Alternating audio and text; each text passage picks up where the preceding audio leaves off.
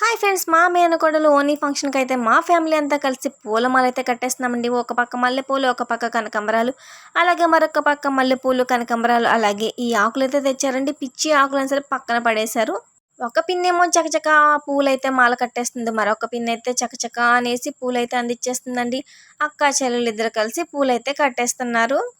ఇద్దరు పెద్దమ్మలు కలిసి పెళ్లి కూతురు కోసం ఎంతో ప్రేమగా అయితే పూలమాలలు అయితే కట్టేస్తున్నారు. చూసారా, ఇద్దరు పెద్దమ్మలు ఎంత క్యూట్గా అయితే కట్టేస్తున్నారో. ప్రేమతో పెళ్లి కూతురు కోసం అయితే పువ్వులను అయితే కట్టేస్తున్నారు.